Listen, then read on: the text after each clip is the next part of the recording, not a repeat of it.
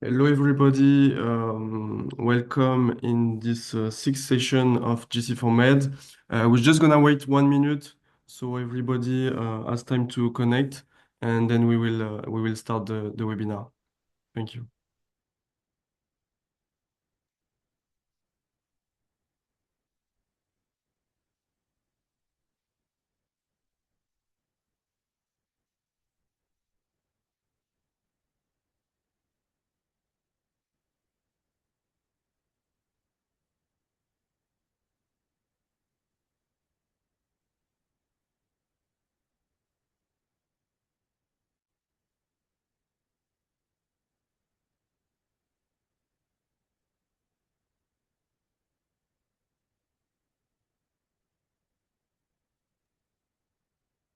Okay, thank you, everybody, for being here today. We will start now the webinar. So as you know, it is the sixth session of GC4Med. We wanted to dedicate this session on ocean industry transformation with a case study specifically on maritime transport today. As you know, we had beginning this program on Mediterranean topics dedicated to ocean last year. I mean, beginning of this year, actually.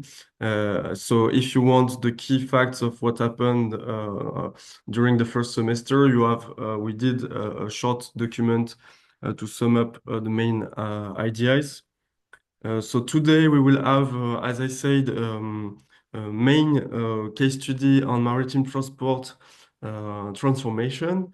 We know that there is a decarbonation road that was adopted at the IMO, but postponed for 1 year recently. So we will talk about that. And maritime decarbonation is also a strong topic for value chain collaboration. Because you need energy, you need port, and you need ships that are all adapt to decarbonation. So we will talk about that with today Émilie Espanet, who is the General Secretary of the New Energy Coalition and working also for the CMA CGM, Maritime Transport Company. And then we will have Sarah Tickell and Kilinch Pinakazer, who are both working for Akas Line, so shipping company as well, and energy company called DB Tarim Sal Energy. Sorry if I'm pronouncing it wrong. Um, and at the end, we will have Patricia Furtado, head of Ocean Center, UNGC Ocean Center. We will talk about the Ocean Center's opportunity and the work they are doing and the implementation you might do in the Mediterranean region. So here we go. Do not hesitate if you have any question to ask them in the chat. It's an open session also to ask question on with our panelists. Émilie, I leave you the floor. Yeah. Thank you. Thank you, everyone. Thank you for being with us. I hope good afternoon to all. Let me share my screen in order to propose my presentation. Could you confirm you see my screen? Yes. Perfect. So I'm more than happy to be with you. I'm Émilie Espanet. I'm the General Secretary of a coalition created by Rodolphe Sadet himself more than 5 years ago today, and gathering today 21 leaders.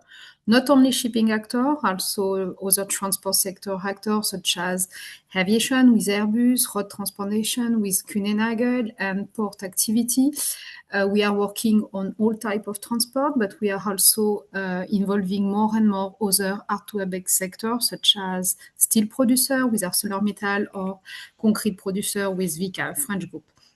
What we do concretely, we do two types of action. We prepare and raise awareness around regulatory impact and what is needed to foster the decarbonization activity. And we are supporting solution. We are testing the future solution. We are promoting the production of new energy and really assessing what could be the different solution for transport. Quite recently, we have a group of 300 partners, 30 working group 12 reports published in the last 3 years. The last one is I will present today is about the cost of energy transition. We produced some report I will detail later. We participate a lot to open consultation from authorities in Europe at IMO level, but also in Asia. And we raise our voice in order to demonstrate what is needed and also to get together people that are to create opportunity, partnership, and MOU for decarbonization project. We have received some award about the best collaborative place to foster project, and we are quite active on social media. The last report mentioned is about nuclear for shipping, addressing this fact on is it a real solution? So we have analyzed all the projects, the technology of SMR, small and medium reactor. We analyze for propulsion usual for vessel, but also for port utilization. We have published LCA, which is a life cycle analysis, what is the environmental impact and other impact of the production of e-fuel for maritime, demonstrating that e-methane, e-methanol, ammonia will have different impacts that need to be tackled and that need to be considered in order to scale and foster the production of e-fuel for maritime. We produce a report with Windship Association about where are the shipping sector with wind power, what are the different project technologies that is in place, and demonstrating the place of wind power in the shipping sector. And we also tackle some subjects like vessel dismantling, what will be the main challenge to tackle for maritime about vessel dismantling, or to connect more with steel industry. And as I mentioned earlier, we do also some study on other transport sector, because there is a lot of interdependency between the transport, and it's really important to have this global assessment.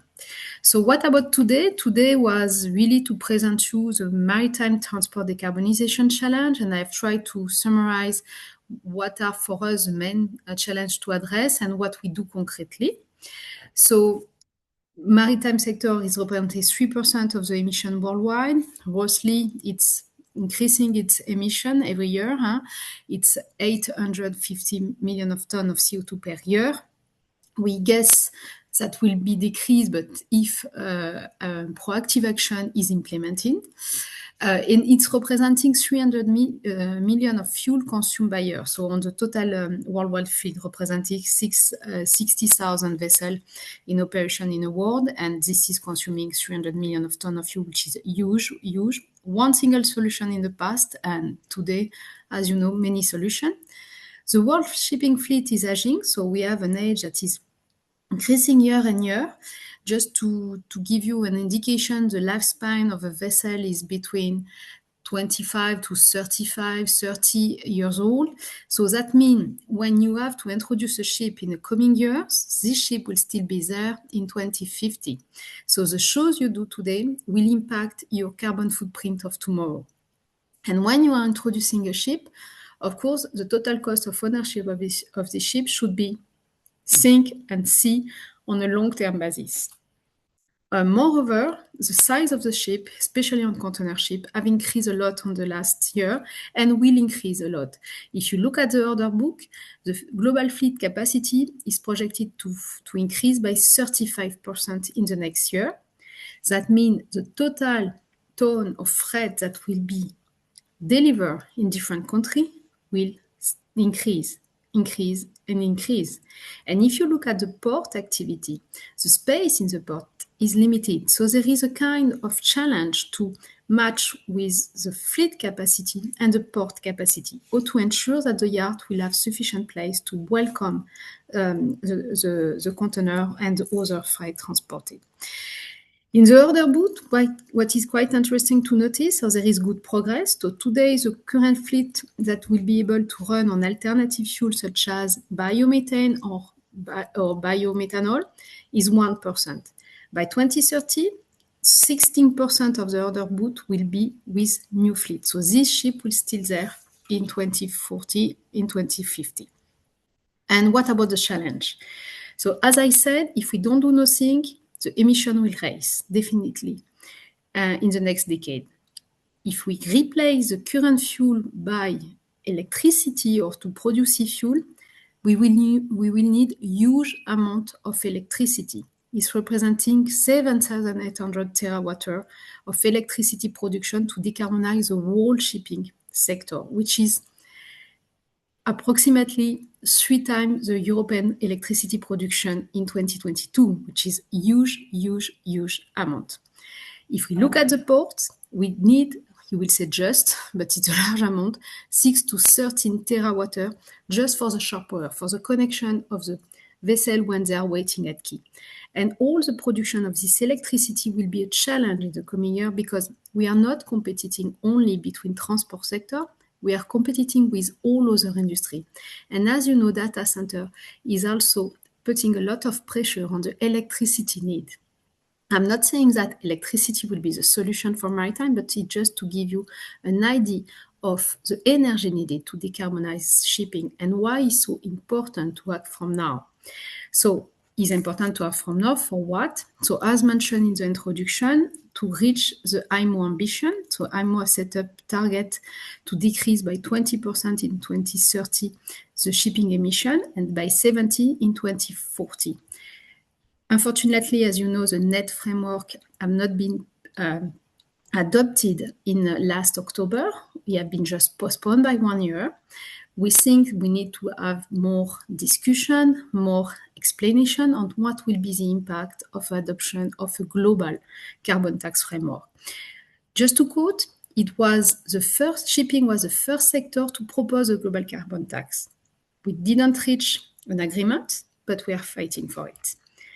And what about this cost of this greener shipping? You could see we need to produce a lot of electricity, we need to replace the fuel, but how to do it and at which cost we have to do it.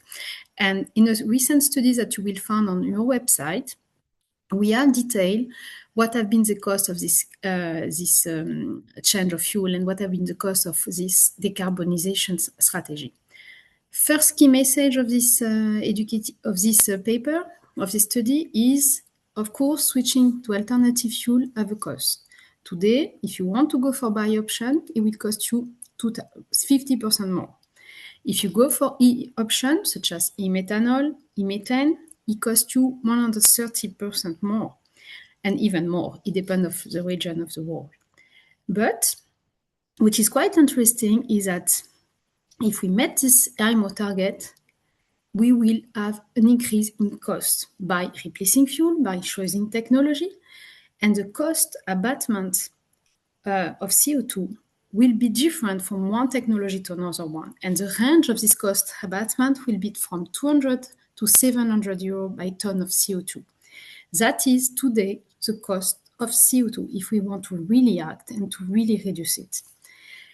What is interesting, and if we apply this global IMO tax carbon framework, that comparing paying a tax versus investing in technology or renewable fuel, it will cost you less by investing than by doing nothing and be penalized, which is quite important to consider. Because if you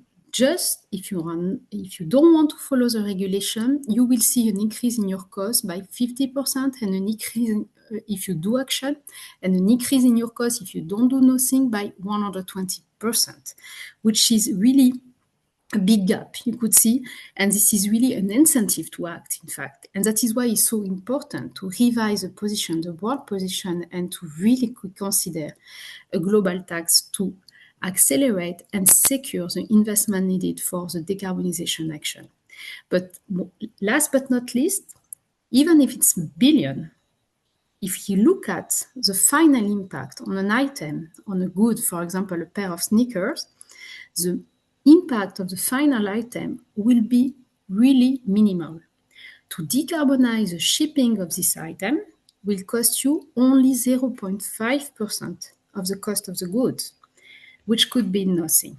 So just to deep dive on this study, as I mentioned, all this figure, what we analyze? We analyze the cost to switch to alternative fuel. Biofuel, biomethane, biomethanol, ammonia, and other maritime fuels, such as hydrogen.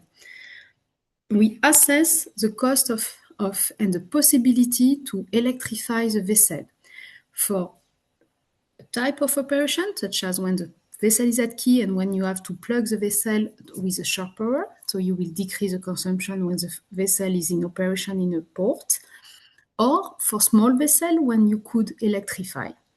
We have also analyzed the cost of implementing wind assistant propulsion system, also called WAPS, sorry for the acronym, with a different type of sail, rotor, kite, harness, point power. And we really analyze the cost of retrofitting or buying a new vessel. And last, we also analyze the cost of the option to use carbon capture system. It's a possibility to add a system inside your vessel, on board of your vessel, to capture the CO2. And all of this, we have defined a cost of abatement based on the cost of ownership of the vessel and the cost of the technology. And we have shown the differences we could have between the different solutions. You could see that the cost of technology I mean wind assistant and carbon capture, could be really lower than the cost of certain fuel, and the price gap for this fuel, where you need it for part of your fleet, will still high. So that is why we need incentives. That is why we need to create market. Keeping in attention to the fact that this is a cost-price approach. It's not a price market.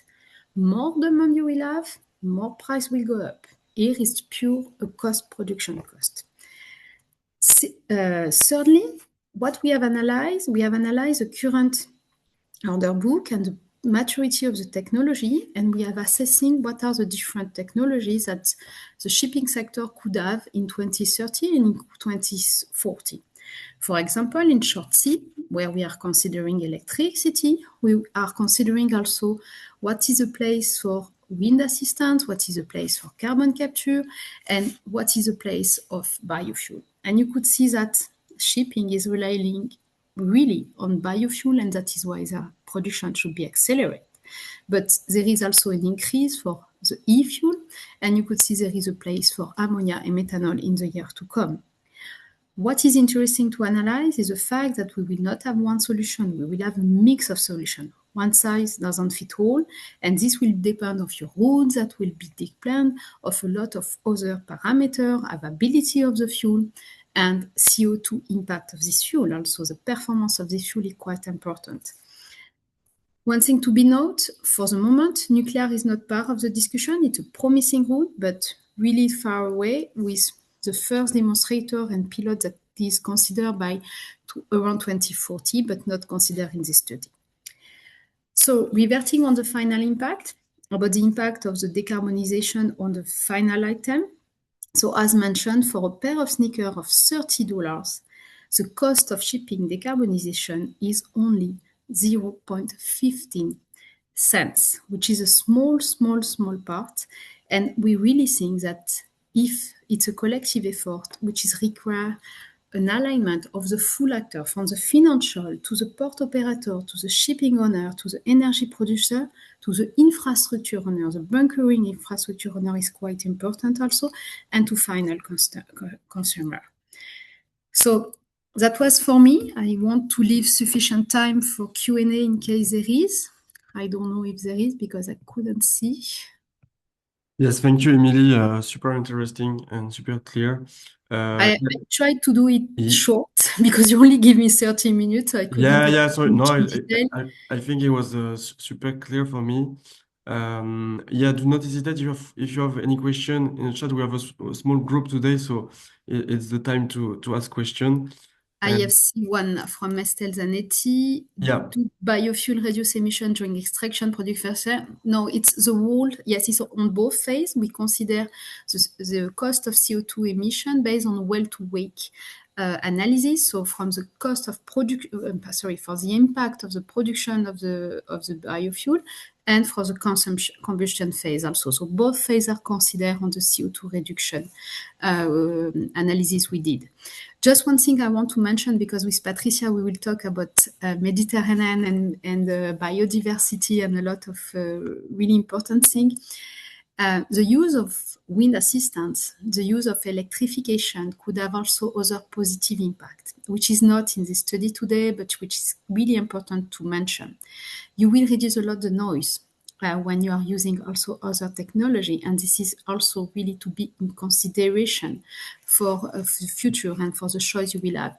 The route you operate in maritime, the regulation you have. Are you under a SECA area? Are you under, I don't know, a protected area? Do you have to respect a limitation on speed? It's really important. And there is another aspect of shipping, which is not part of this decarbonization, but could be have a link with what I call the biodiversity, is a data exchange. More exchange you will be, more anticipation you will have between the port and the vessel, less congestion you will have. And this is also a big problem for me, that especially in a small and in a close area such as Mediterranean, we really need to anticipate, because in fact, sea is connected with the land, sorry to say it like this, and more you are connected with other infrastructure and transport mode, more fluidity you will have and more efficiency and less CO2 you will emit, but also a lot of negative impact you could have. Yes, thank you, Emily. Maybe I had one question regarding on the cost that I know there's some discussion on because as I understand right now, the obligation of the ship to be green according to the road of the IMO, the obligation is on the shipping company, right? But not on the charger, on the Customer, on the on the customer, yeah, deadline. on the one who is like, putting the good on the ship, let's say.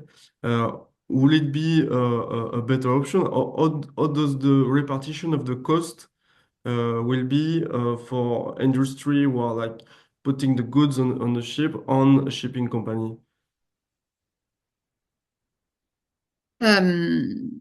I'm sorry, I'm not sure to follow you. What Like the cost that this transformation of the shipping industry will be. Who is gonna assume the cost first? It's a good question. Yeah.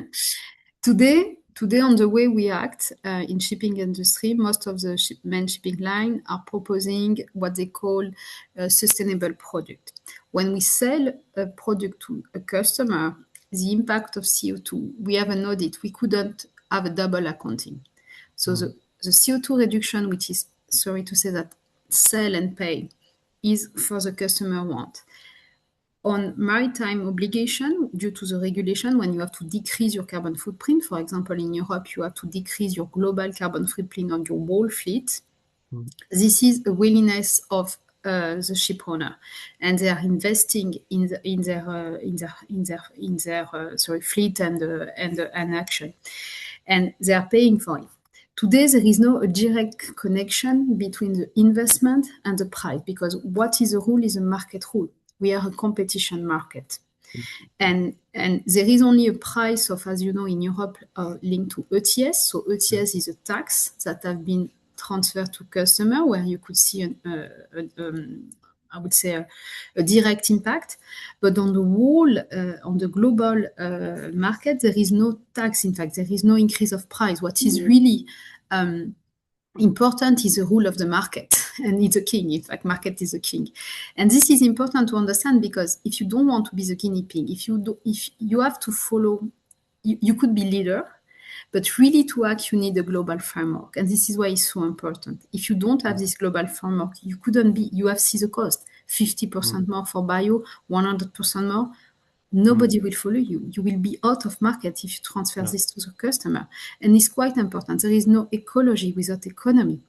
And that is why it's really a puzzle pieces, a really difficult one. I think I don't know how many pieces we will have in this one. But it's a question of acting together by, first, it's a question of knowledge. That is what we do in the coalition. We work, in fact, we are 21 members, but we work with more than 100 organizations. We do a lot of educative paper, we do a lot of exchange, just to explain some concept and what are the technology needed. We work a lot with banks, for example, and we are trying to develop some offer for port decarbonization, because it's really important to assess and to see how the bank could work on it. not only for one part of the world, because shipping is everywhere. You need to work with South country, you need to work with North country, and this is quite important. You need to work with the ship owner, we need to work with a bunkering operator, you need to work with the port themselves, with the customer, and it's really what you do at UN Global. You give them the chance to raise his voice and to say it should be connected. It should be connected, and of course, and my message is market is king, but willingness comes from customer. It's a colibri effect. If one starts, everyone have a role to play. Yeah, yeah, yeah. And yeah, maybe this effect as well, but you say you talk about that, the IMO regulation, it's starting a little bit from that as well, I guess.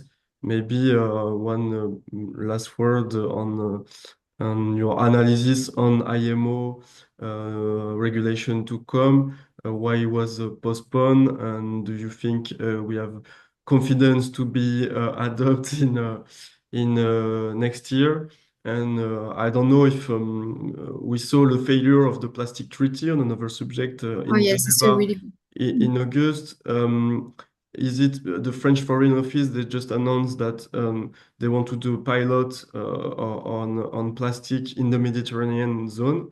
So because of the failure of the treaty, there will be a regional adoption of regulation. Could it be something that we could see in the shipping industry? Like, okay, there is no global regulation, but we're gonna do regional regulation, for instance, in the Mediterranean, or is it not replicable at all? it's a difficult question because you have Yes, sorry. what is my vision on the IMO, you have what could be the regional impact. First Yeah. of all, we don't have to to duplicate or to have several layers for regulation. It's better to have a global one. But of course, when a region is showing the example is always good, especially for plastic. But for example, for plastic, we are not waiting for regulation to act. In CMA-CGM, we were the first one to ban plastic waste transport, and it was really a strong commitment we take on at this time. We do another thing also. When we shipping is really linked with the port, so we own some terminal in the world at CMA-CGM.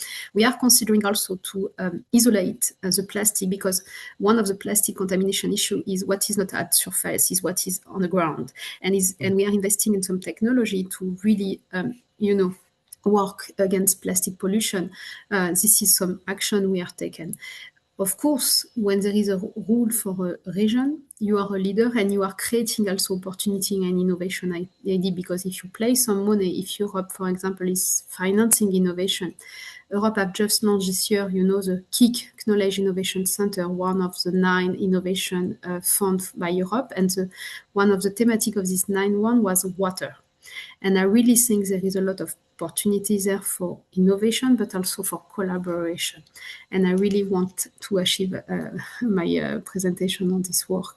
And I will be happy, of course, to present some opportunity linked to plastic next time. You don't ask me that today. You ask me about maritime decarbonization. Yeah. Next one, yeah, with pleasure.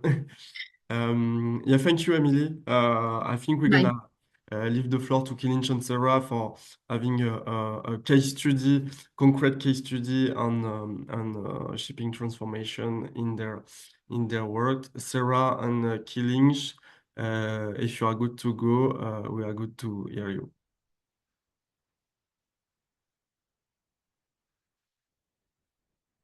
So Sarah, we don't hear you, I think, right now.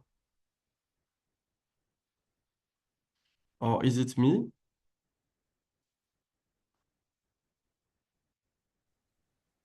Can you hear me now? Yeah, perfect. Yeah. Okay. I think it was a very good introduction for us. Thank you, Emily. You set the floor for our presentation, really. I will try to share my screen. My pleasure, Sarah, and happy to be with you if needed.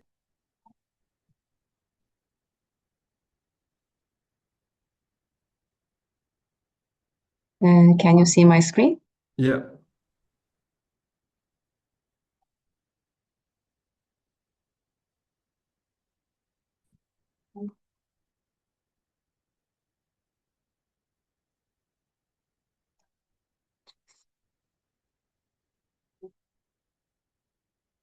Okay.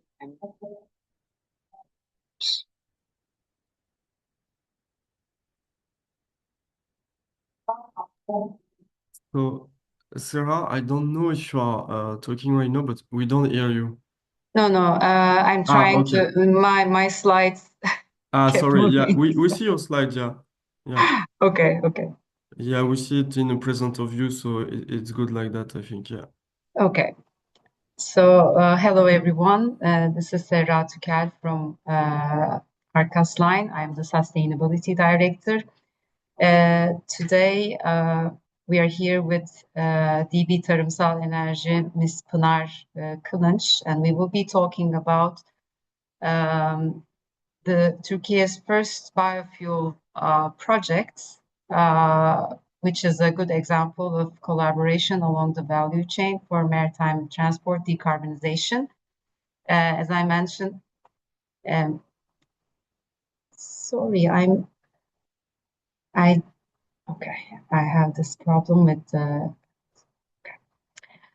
So Emily made a very good introduction for our presentation because she pointed out all the alternative fuels and the challenges that maritime transport companies are already facing. So, and where we find the biofuel solution. So I will just give a brief summary of what are the challenges we have in terms of like impacts that maritime transport has on ocean ecosystems. We all know that more than half of Earth's oxygen is generated by the oceans, and oceans absorb approximately 25% of global CO2 emissions. So,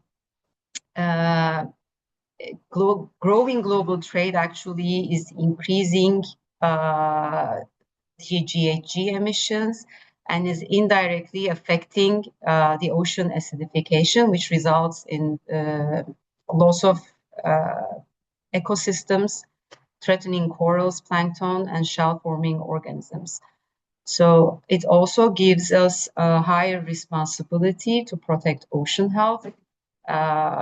As we 90% of the global trade today is transported by the sea. We are responsible for 3% of global emissions. However, if we don't do any action, this may rise up to 70% by 2050. What is to be also highlighted is emissions from the maritime sector are not included in any country's official national emissions inventory, and they remain out of the scope of Paris Agreement. As you know, the international shipping is regulated by IMO, International Maritime Organization under UN, and that's why it is very important. Like we recently had an MEPC meeting in October, which was unfortunately not very good in terms of decision making, as you know. However, like fragmented and ununified regulations play a very, let's say, critical role for our efforts against our efforts for maritime decarbonization. Emily already touched upon why maritime industry is considered hard to abate. I'd also like to highlight a few items here. First of all, it's the vessels like have very long lifetimes, 20 to 30 years. It's a very long period of investment that we have to consider. There is zero carbon fuels are still not available at scale, and shipping industry consumes around 300 million tons of fossil fuels annually, and still 99% of the industry uses fossil fuels. Although we are talking about many alternatives today, we are still almost totally dependent on the fossil fuels. This huge energy needs, lack of global bunkering infrastructure, and very high investment needs that reaches up to $1 trillion for decarbonization shipping results in finding out optimal sources, like maximizing using your current fleet in the most efficient and optimized way, and finding solutions like biofuel to use in this interim period until we have the alternative green fuels at scale. So just a quick note on Arcas. So it's a family-owned company, is a holding company operating in maritime industry, terminal operations and logistics, mostly in total 11 sectors. Arcas Line is the leading company in Turkey's container shipping industry. We operate Turkey's largest fleet, employ the highest number of Turkish seafarers across 27 countries, and we are among the 34th largest carrier in the global container operators list with 60K TEU capacity.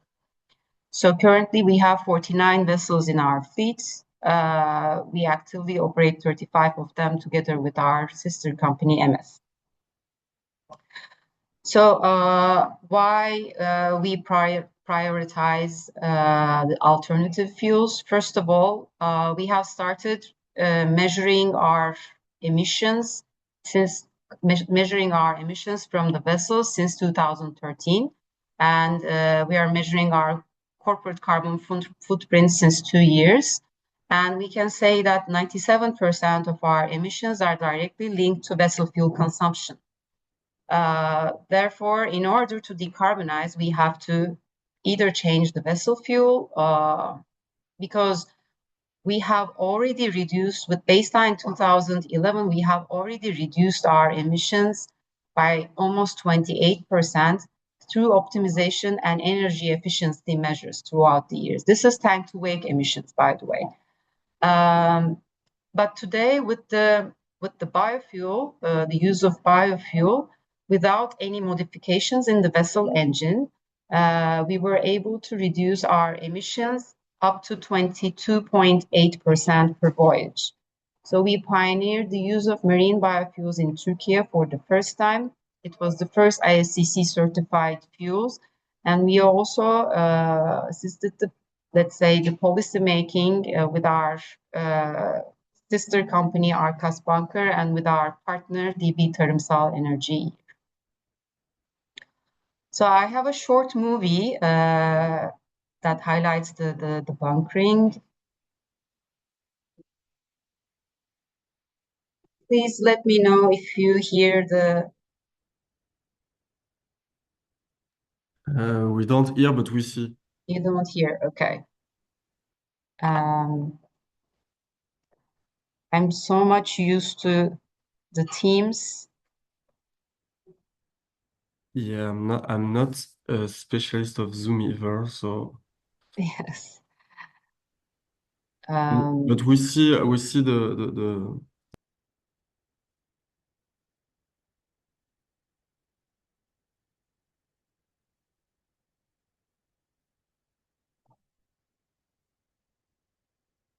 Probably it's because you're connected with the headphones and there's something. If you just try maybe to take it out from the computer, maybe the sound comes, I don't know. Okay, let's see. Can you hear now? Didn't work, sorry. Sometimes it works, but. Okay, we have the subtitles at least.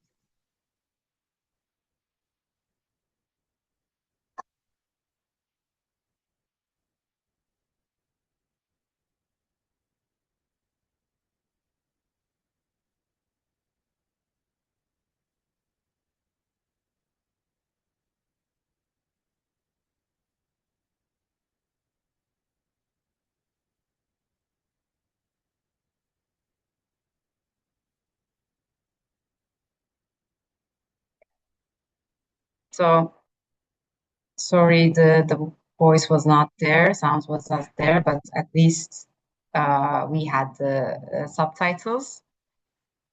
So lastly, before I leave the floor to Ms. Pınar to talk about the product itself, what we are doing also today, after we tested this product in 6 of our vessels in 2024, of course, we would like to scale the use of biofuel. Therefore, we introduced a new product to our clients. It's called Book for Green, which uses book and claim system for shipping industry.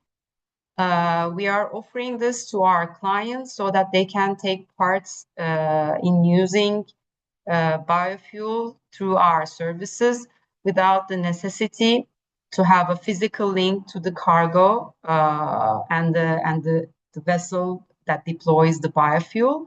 So we do this through a third-party verification and approval and certification.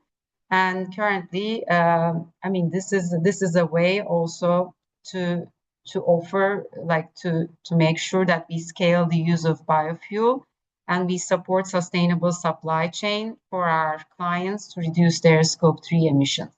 So I now leave the floor to Ms. Pınar she will be talking about the products and the biofuel production.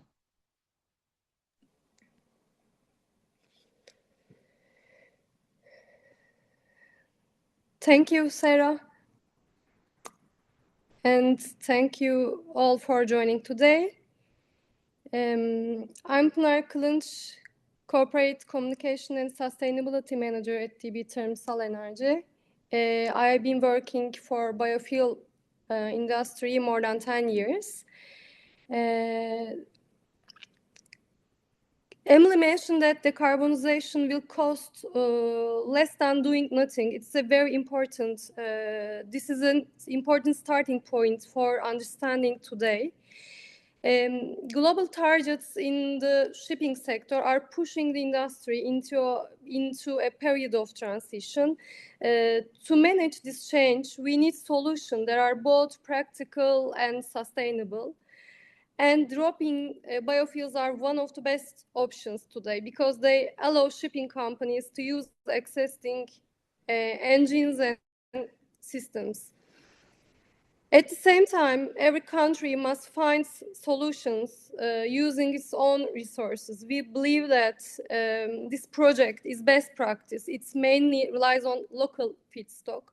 But at the same time, the project meets international standards. The combination of local operation and global compliance is exactly what makes it best practice for the sector. And the next slide, I would like to very briefly explain the DB Termsal Enerji Operations Sustainability Roadmap. DB Termsal Enerji has been a market leader in biofuel for 10 years, biofuel sector. On this slide, you can see the DB Termsal Enerji facility in İzmir, Turkey. And the next slide, within the vision of integrated biorefinery, our goal for 2030 is to become an integrated facility producing biofuels for aviation, road and maritime transport. And for sustainability is at the core of business.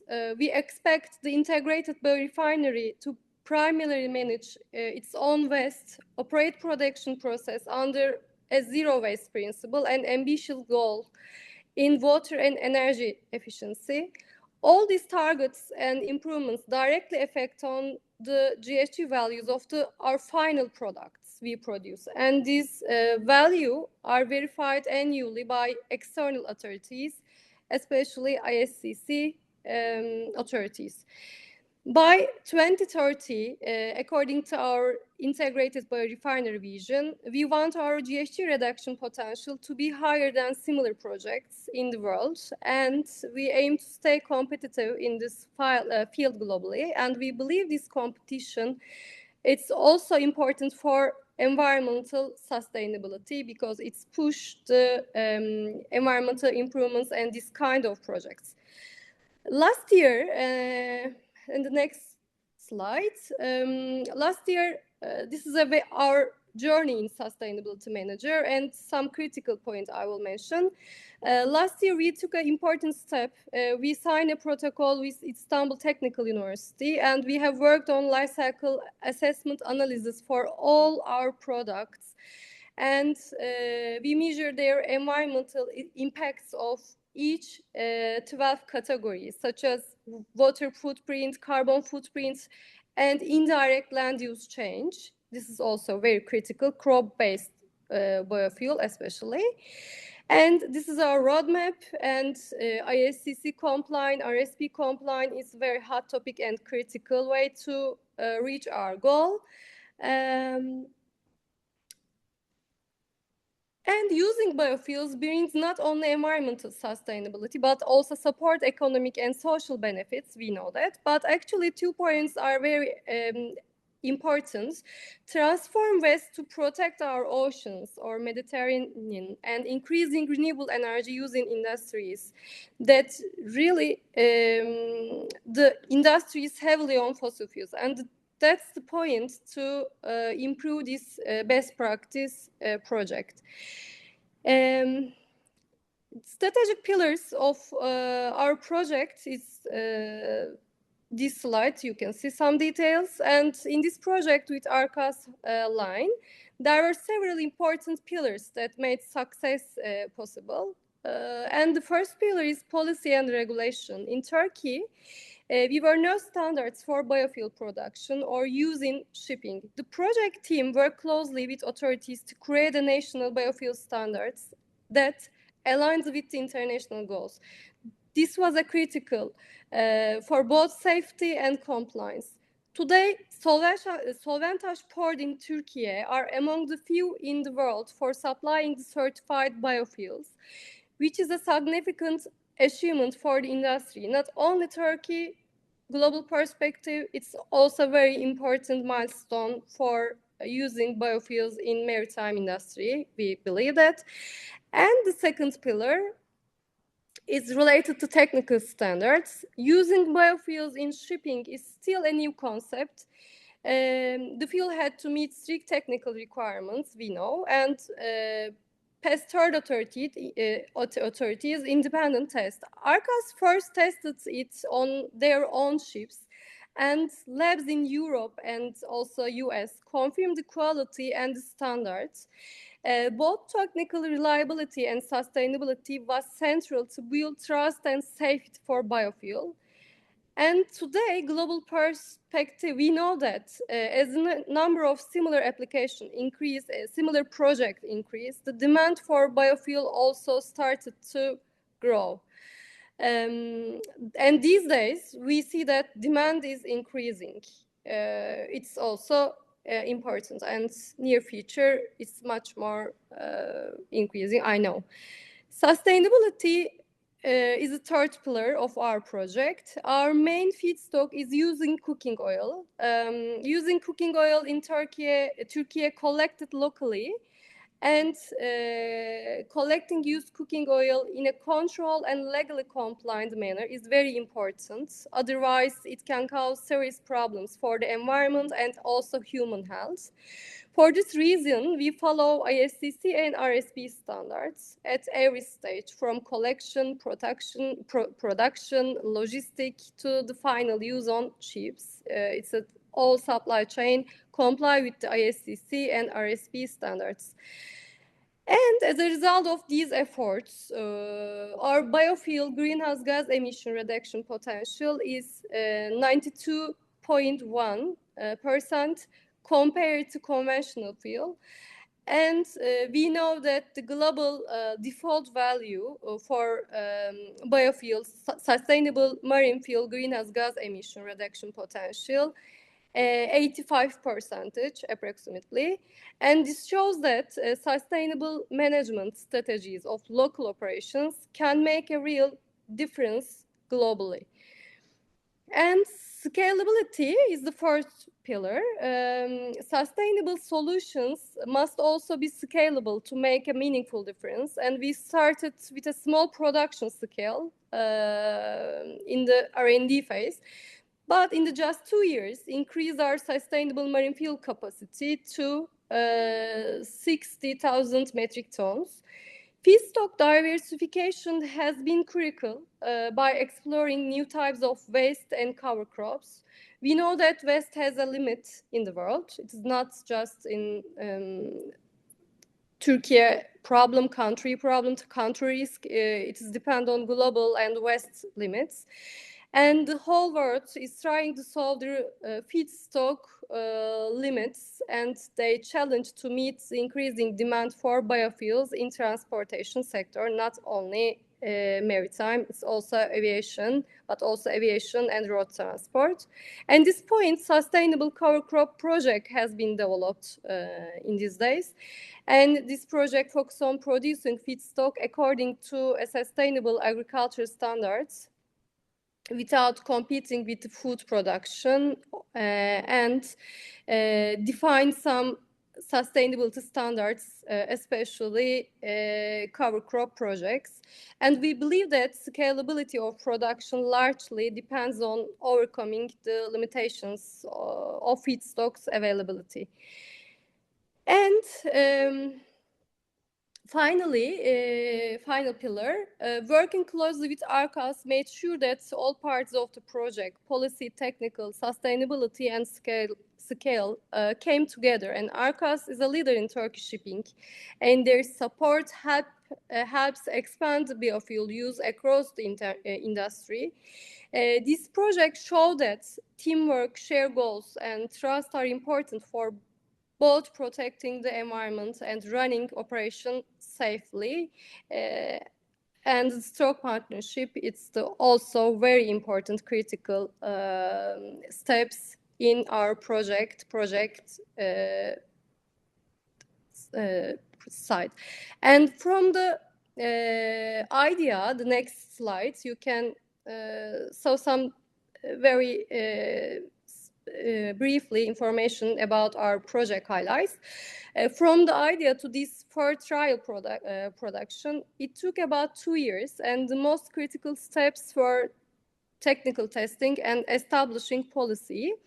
The first supply was successfully completed on May 2024, and the fuel has been in use since then. The project demonstrates that carbon reduction, safety, and sustainability in shipping are possible today when global standards are combined with the local solutions and expertise. It's the critical. And I would like to emphasize that in Turkey, there is not yet a strong incentive mechanism for biofuel production. In this project, supply and demand support and help trigger to creation of internal regulation. And we believe it's a very good practice. Especially local solutions can be implemented faster, and as a result, lead to projects that make a relevant environmental difference.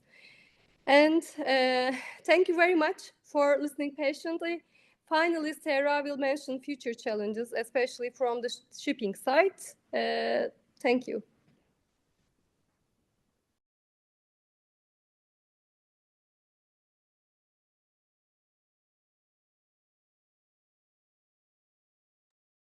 Thank you, Pınar, for the presentation and for sharing all the details. What also matters is with this biofuel solution, we were able to get immediate results in our decarbonization efforts. There are many alternatives projects on the table, but they are mostly pilot projects. Therefore, in this interim period, as I mentioned previously, we see a great potential in using biofuel in our fleet to reduce emissions. We started with Bio24, and next year we budgeted for use of Bio30. We also tested Bio100. So depending on the route, depending on the fleet needs, we will be using biofuel hopefully with increased scale in the future. But what are some future challenges for us for what we see? First of all, the industry is still highly price sensitive. Customers are not willing to pay a premium for green fuels at this stage. There are some customers, but for them, maybe we are not prioritized at this stage. Therefore, there is still challenge for let's say, scaling through offering this as a byproduct to our client. The fragmented regulations increase compliance cost. There is EU ETS and upcoming Turkey ETS, perhaps, or other countries' ETS, which could relate additional costs for the industry and make it more and more difficult for maritime companies to survive. The regional EU-centric rules create a very competitive imbalance for carriers who do not even come by Europe. So intra-Asia carriers, they don't have such costs and taxes. Therefore, I mean, there is still, let's say, imbalance in the competition in this regard. Also, the high cost and limited incentives Pınar already touched upon, is one of the, let's say, future challenges. We don't have much at this stage, especially in Turkey. So without unified rules, government incentives, customer participation, scaling sustainable fuels will still remain a challenge.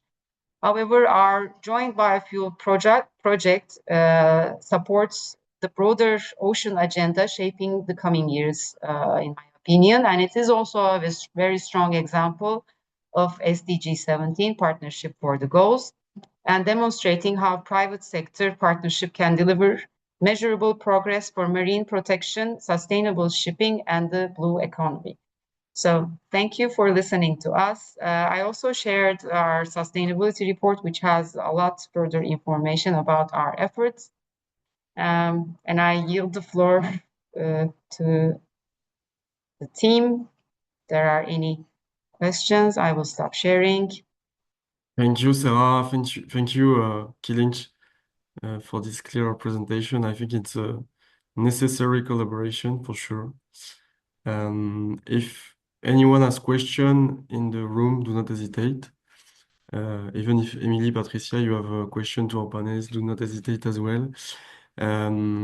Maybe I have one question because we talk a little bit about that on the competition on energy. So we know new energy will be in competition with other sectors. With Kılınç, I think you mentioned aviation. Is there already prospective study on the evolution of the needs from every sectors? And how can you ensure that the production of energy, for instance, of biofuel, is going to be sufficient for the maritime sector in the future? Do you want me to answer, Sarah, or do you want to answer? Just an information. We are currently launching this study inside the coalition. We call it Interdependency of Fuel Market, because in fact, we know that we will be in competition, but there is a lot of innovation around fuel. If you take, for example, gas, shipping could have access to gas, not aviation. For biofuel, you are in competition, but the potential of feedstock, we know that is available without not necessarily damaging agriculture and so on, because you could have, as mentioned, different generation. You could have relay cropping, you could have wood waste, you could have a lot of different technologies that are available. But what is important is really to work in collaboration, because if you don't do that, you will lose your competition and the price will go up. So it's really important also that to have a collaborative approach on that. And there is a dependency, because the fuel used by maritime is different than the kerosene. Kerosene is really, sorry to say that, fine fuel, when what we have, is EV oil for maritime. It's the slurry part. It's really so you could have some co-processing project also, which could be interesting. Yeah, thank you, Emily, for those clarification. I think you have to leave. So thank you. Thanks a lot for being here. Thank you. Thank you for inviting me. Thank you. Well, if there is no more question. Corentin, maybe Yes. I can just take out the hat of the lead of the Ocean Centers and put the hat of the co-coordinator between 23 and 24 of this Ocean Business Working Group led by UNGC Brazil. We were working on decarbonizing shipping and ports with 70 companies from the Brazilian network. And I think that something that was really important for us was to discover the importance of the charterers in all this process, because sometimes we talk a lot about the production of the fuels, of the role of the ship owners, and all that it is very, very important, of course. But in Brazil, many companies that are, they work in B2B and they export or import different goods. They have great areas of maritime transportation inside their companies, and they are really contributing a lot for the transition, for the green, to arrive in green shipping and green ports in Brazil, because they have the power of decision on which vessel, for example, they will contract to transport the goods. For import or export, and they brought many challenges because they also have to complete the GHG protocol. They have to communicate about their emissions. And you were talking here about the value chains. And so all this systemic view on decarbonizing shipping, it's very important. I would say sometimes it's difficult to engage these companies to the discussions because we are very much focusing on transportation, fuel productions, ports, but they can contribute a lot. It's just like something that we learn throughout the process of 2 years.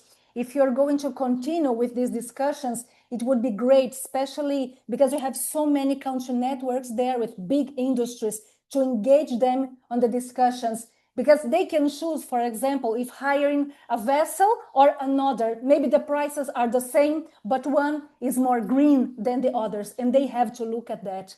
So just an input of something we discovered throughout the process, and that highlighted a different pathway on how to approach systemically all this topic. And next year we will be, as Turkey, we will be hosting COP31, as you know. I know, and you have a huge role in that, Yes, we have a huge role in that. Exactly. Hopefully, there will be more participation from the members. Yes. In Brazil, there was not a lot, I know. Yes, but I think we are more central compared to Brazil. Location of Antalya and Turkey is more central, and I think easier to reach. Also, the weather will be nice, hopefully, next year in November. So we'll see. By then, I wish we will have more projects that we pioneer for maritime decarbonization. As I mentioned, it's our highest priority as we are the major maritime transport company in Turkey. And this was one of the biggest projects so far that we had. We could see remarkable results, immediate results, and we could really create an impact acting together. I think the most important part is we pushed together for policymaking. The private sector was ready prior to the policymakers. So I think this is also a very good example to illustrate how private sector can shape the future. I mean, the same thing happened for us. We took many steps ahead of our industry through the push of our global key clients, the manufacturers, who had a high request on us, who were requesting us to align with their supply chain for their ESG standards. So I think this push in the value chain and the supply chain really works. Just to summarize. Yes, exactly. Thank you, Sarah, for those insights, and totally agree with you on the role of the private sector in pushing strong regulation, and especially in maritime sector where you have like huge investment needed. You need strong and homogeneous regulation, let's say. Yeah. And that's one of the topics that you are working on, Patricia, by the way. So to do a transition maybe Yeah.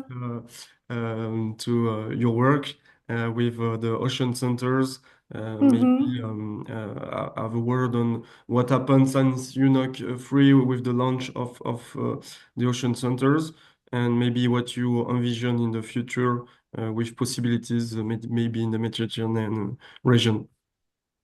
Yeah, I will just talk a little bit about what these ocean centers are for those that doesn't know yet, and then I will talk about how I think we could collaborate.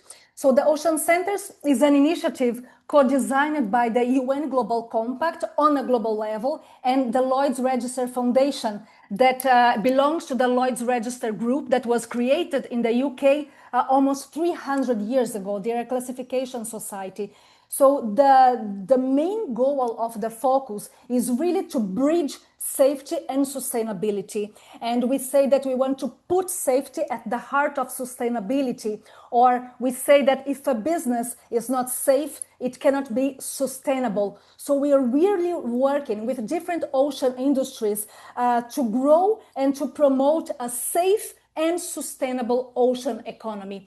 As Corentin was saying, the project was launched in Nice on an international level, but we have 7 UN Global Compact country networks hosting these ocean centers, and they are Brazil, Ghana, and Kenya in Africa, and in Asia we have India, Bangladesh, Indonesia, and the Philippines. So they are all what we call emerging economies. People say countries on the global south, but it's really countries where there was a scoping phase of that project in which these countries were identified as countries with a huge possibility to grow a sustainable ocean economy with the participation of the government. So they were chosen to host these ocean centers. And what has been happening since the international launch and the national launches in each of these countries?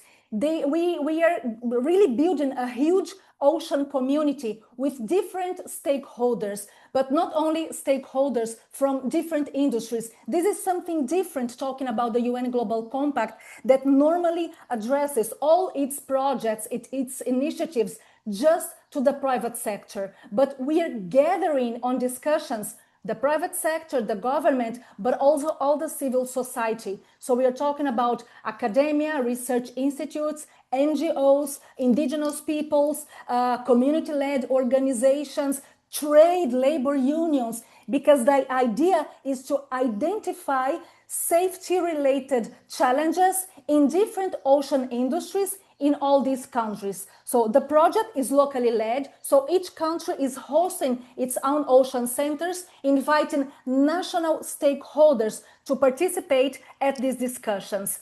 In the first moment, we are mapping these safety challenges, but something new in this project, I would say, is that vision that the Lloyd's Register Foundation brings, it's seeing safety beyond occupational health. So all the discussions, they are around the current safety challenges in light of energy transition. So the alternative fuels, for example, we are talking about the impact of extreme weather events impacting the communities. So we are addressing the climate crisis. We are talking about digitalization, automatization, AI. So which are the safety challenges that the workers are facing nowadays? Because many of them in these countries are not yet protected by regulations made by the government, by policymakers, but sometimes not even from the policies of the industries, since many of these topics are still quite new.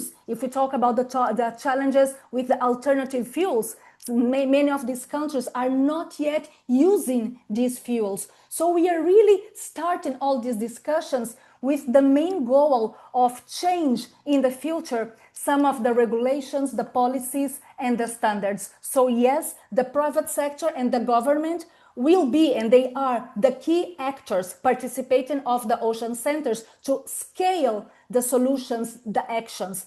but we are also mapping projects that can already bring change.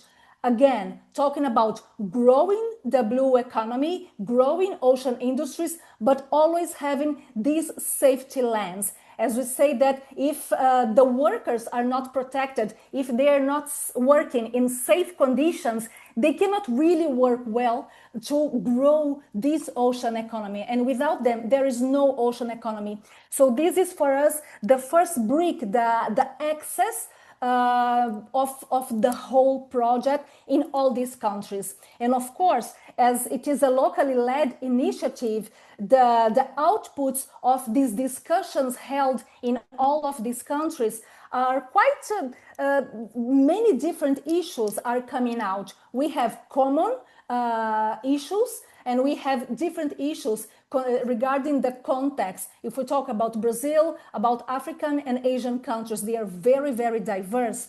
But it's a very rich initiative, I would say, in sense that because of this diversity of obstacles, let's say, of regulations and policies in these countries, and because of the diversity of the cultural and social background of the coordinators of the project in these countries, there's a lot of richness in these discussions, one complementing, let's say, the discussions that are led in the other countries. So there's a lot of exchange throughout these countries in these different continents. So I would say that this is the essence of the ocean centers, what we are doing. And the countries are now hosting 8 workshops, each one, and we are also organizing cross-country online workshops, and I'll talk about that later because you can participate. And in the end of this process, each country will produce a different report on the main safety challenges mapped, on the main recommendations that came out from the discussions with all these stakeholders from different sectors of the society, to be sent to the government and the private sector. And in the next phase, we want really to arrive in the action, to see the changes with local projects that are mapped and that maybe in the future can be supported by the Ocean Centers ecosystem. So this is about the initiative. And I would say that we can find here synergies with the Global Compact for the Mediterranean, because we are talking about a partnership with different country networks. We are talking about countries that are willing to grow, to develop the blue economy, so there's a sustainable ocean economy. And I was reading, Corentin, this phrase in one of the documents you have shared with me of the goals, that to give businesses tools to commit and set actions, build partnerships, and share their perspective on ocean challenges in the region. I could really bring that to the ocean centers, but highlighting the safety challenges and across all these countries. So I would immediately say that we have a big synergy in the way we are working to promote sustainable ocean economy, even if the difference with ours is that we are bringing very strongly the safety perspective. And you know, I was thinking, for example, that you are leading this incredible work. We are with the Ocean Centers, and there are many other UN Global Compact country networks advancing ocean agendas, but not exchanging between them or even with us. And I was talking to Eric Gierski this morning to confirm the names. And so we have, besides the US and Norway that are more known, we have China, we have Azerbaijan, we have Australia, we have the United Arab Emirates, we have South Africa that is moving forward a lot, especially now with the G20 and the Ocean Engagement Group. So I was really thinking, God, we have so many opportunities here to work together. I'm talking about the GC for the Mediterranean, the Ocean Centers, and how we both as hubs, as ocean hubs, could engage even these other countries for knowledge sharing. And you know, the Ocean Centers are not working just with shipping and ports. So we have 4 action areas. One is shipping and ports. Then we have fishing and aquaculture. We have offshore renewables. and we have finance and investment, that it is a standalone area because of its importance, because of course, how to unlock blue finance to grow the ocean economies in these countries. So it's an enabler, but it's also a standalone area. But I was saying that it dialogues a lot with the work you are developing, because you are addressing transport, you are addressing food systems, you are addressing energy and finance through the Mediterranean hub as well. So there's a lot of, I think now, of learning sessions that we have done to our groups that could have been shared with you. And so there are many things that we can still do, thinking of the continuity of the ocean centers and the continuity of the Mediterranean hub. And very concretely now, I could say that I can invite you, for example, we are organizing for December 2 and December 3, two workshops. The idea is to have just one cross-country workshop to address blue finance, but we struggle with the time zones, considering from Brazil till the Philippines, so we had to share, and we will have a first workshop titled Unlocking Blue Finance in Brazil, Ghana and Kenya. This one that will take place in December 2, and we will have Beth Elliott from the Lloyd's Register Foundation that will talk. We have Claire Joly from OECD, and we have Susan Johnson from UN Global Compact to bring the global perspective on blue finance. Then we'll have local specialists from Brazil, Ghana, and Kenya that will share about the local landscape on blue finance to the growth of the blue economy as well. It will be online and you can participate. I can share with you the links. And then we'll have the second one on December 3rd that will be addressed, so unlocking blue finance in India, Bangladesh, Indonesia, and the Philippines. We will have from the Lloyd's Register Foundation another person, that is Tim Slingsby, that works with capacity building, and we will have Claire Joly again from OECD, and we will have Martin Koering from UNEP FI to bring this global perspective. And then again, 4 local specialists mainly from finance institutions to talk about blue finance in these 4 countries.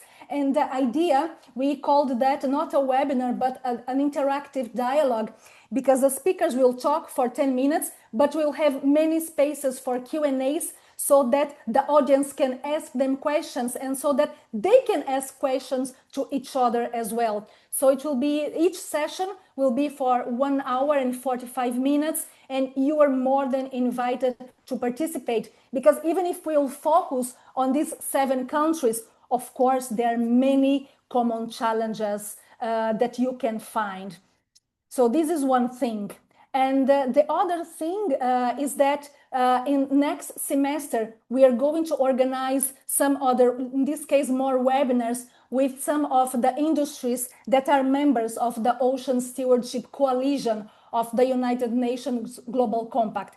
They will be led online and in English, and I can extend the invitation to the Med Hub as well, so that you can listen to them and make questions, because we are really promoting this knowledge sharing throughout the ocean centers, not only between these countries, but also with other countries. I can send these invitations to you as well. Our reports, we have a lot to work yet. The workshops will be concluded in March, and the content of the reports will be finalized by July, we hope. And then we will share these reports with everyone. And of course, when we do that, we can even organize maybe a specific webinar with this hub to exchange on the main outputs and challenges, and look for common challenges between your countries and, let's say, our countries. So this is another possibility. And I don't know, because it is true that the ocean centers are focusing in these emerging economies, but we have inside this hub we have Turkey, we have Tunisia, we have Lebanon. So I don't know. For example, the Lloyd's Register Foundation, they have been asking me quite regularly if there are other UN Global Compact country networks that demonstrated interest of the ocean centers. So there would be maybe a possibility to host ocean centers in one of these countries. I love the idea, and I talked with Cohen Tan to create maybe an ocean centers for the Mediterranean. This is something that could be still discussed with the Lloyd's Register Foundation. The difference is because we have different levels of economy in these countries. If we talk about developed economies, emerging economies, I don't know if that could be a barrier for the Lloyd's Register Foundation, as they are really focusing on emerging economies. But I think that it depends a lot in what comes out of interest, you see. And maybe, for example, if there is one of these countries I mentioned hosting an ocean center, and then we can make a wider discussion between, for example, Turkey or Tunisia or Lebanon and the other countries inside the hub. So I think that the narratives and the needs, they can be developed by us, and then we see what can be done. And Cohen Tan, I would really like conclude this talk, really inviting you, let's invite these other country networks, advancing ocean agendas, and at UNGC to know about what you are doing, about what we are doing through the ocean centers, and to start discussions to maximize efforts. For example, I was listening to the presentations of our colleagues from Turkey. It would be fantastic if the Brazilians, the Ghanaians, the Philippines, or maybe those from China could listen from that. We have a common language here, as these webinars and meetings are led in English. We are inside the same environment that is the UN Global Compact. So there is so much we can do together. I would really invite the hub now, you all, to have a meeting, maybe in January, I don't know, after now we had COP, we have Christmas, we have New Year's Eve, but maybe next semester to see how to work together. So on a first level, talking about the Mediterranean hub and the ocean centers, and then how we could engage other country networks, you know. I think that would be really great as we are here. Yeah, totally, Patricia. I think the message is well understood, and yeah, totally up for that to share knowledge. That was the idea of GC4Med as well. To maximize the knowledge, because we have all the same problems.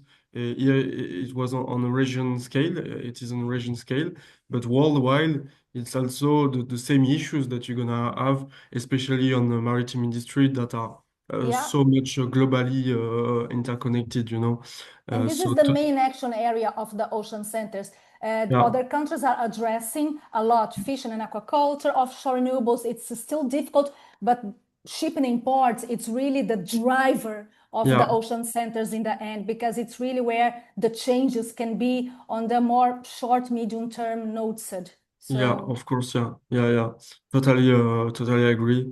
And yeah, totally up to have the link for the webinar you talk about. I will put everything here. I will put the link to our website in case you want to better understand what the ocean centers are. As I would just have 10 minutes, I prefer not to share a PowerPoint in this case. And we have the website where you can find everything. And then I will share with you the concept note and the link to register to these Blue Finance workshops. So I will do that immediately. Yeah, finance, super important. Finance, as there is the follow-up of the Blue Economy and Finance Forum. Monaco is on it, so they're really going on this. So super important to have this finance webinar right now at the beginning of next semester of next year. Yeah, totally. Exactly. And it was very difficult for us, I don't know for you inside the hub, but to engage the finance sector to our discussions.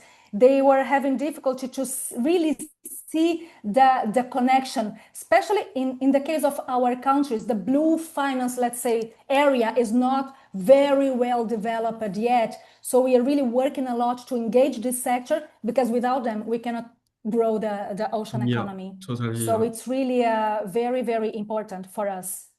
So I have shared now the concept note for the first workshop. I will share now it to the link to register. To the registered of this session, I mean of GC4Med as well, so everybody can have the information. And thank you, Patricia, for this close look at the ocean centers and the work to come. So a lot of opportunities to come, and a lot of knowledge to grow between us, and that's a good thing to hear. Thank you, Patricia. And thank you, Corentin, and thank you all. The links are all there in case you were interested, and Corentin can then send to the others that were already gone. I will send you to you all in the mail. Thank you, everybody, for being present today, and we will see together soon. I will send you an email with recap of second semester and some more information for next year, and including ocean centers. Thank you, everybody. Bye. Thank you. Ciao. Have a nice day. Bye-bye. Bye-bye. Bye-bye.